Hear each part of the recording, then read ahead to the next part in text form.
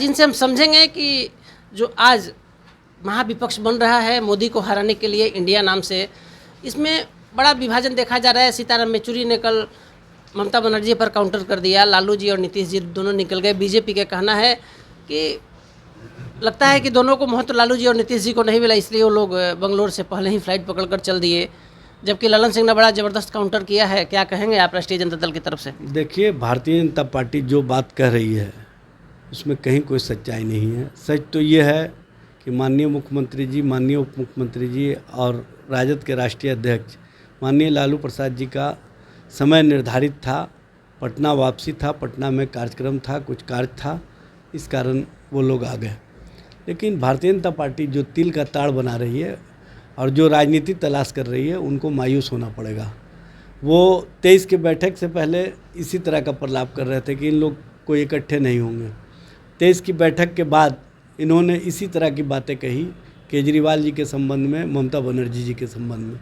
उन लोगों को भी कुछ कार्य था, चले गए थे। इसी तरह का प्रलाप अब हम लोगों के संबंध में कर रही है। लेकिन भारतीय जनता पार्टी को ये बात समझ लेना चाहिए कि बिहार ने जो संदेश दिया है, देश ने भी सुना है। और माननीय मुख्यमंत्री नीतीश कुमार जी, माननीय उप मुख्यमंत्री तेजस्वी प्रसाद यादव जी, लालू प्रसाद जी का जो स्पष्ट संदेश है कि नफ़रत को मिटाना है, मोहब्बत को आगे लाना है, उस संदेश को देश ने भी सुना। और देश स्तर पर जो विपक्षी दलों का गठबंधन है, वो अब इंडिया के गठबंधन नाम से स्पष्ट रूप से सामने आ गया। क्योंकि लोगों की आकांक्षा थी, लोगों की चाहत थी, इंडिया के लोग चाहते थे कि एनडीए से निजात मिले, और हमने उनकी सोच के अनुरूप ही इंडिया नामक गठबंधन का स्वरूप सामने रखा है। और लोगों ने सहर्ष स्वीकार किया, हाथों हाथ लेने का काम किया। लोग कह रहे हैं कि इंडिया के मुकाबले में अब एनडीए टिकने वाली नहीं है।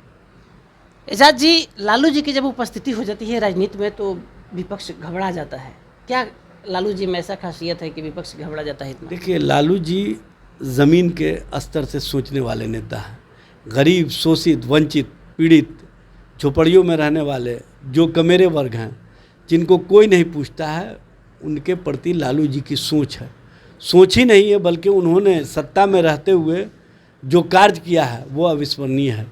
और आज जो महागठबंधन की सरकार चल रही है, वो लालू जी के विचारों के अनुरूप जो समाज के सभी वर्ग हैं उनको हम साथ लेकर के सबका सर्वांगीण विकास कैसे हो, सबको आगे कैसे लाया जाए, कैसे हम जो नीचे के स्तर पे लोग हैं उनको ऊपर उठाने का कार्य करें, इस दिशा में हमारी जो सरकार की सोच है वो स्पष्ट रूप से दिख रही है।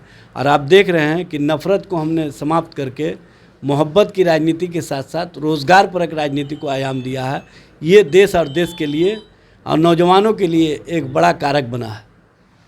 तो आप सुन रहे थे जज साहब को। बीजेपी को साफ साफ बता दिया है कि क्यों राष्ट्रीय जनता दल बीजेपी को हटाने की तैयारी कर रहा है, और नीतीश जी और लालू जी की उपस्थिति ही बीजेपी के लिए भारी पड़ने वाली है। और अब हम बात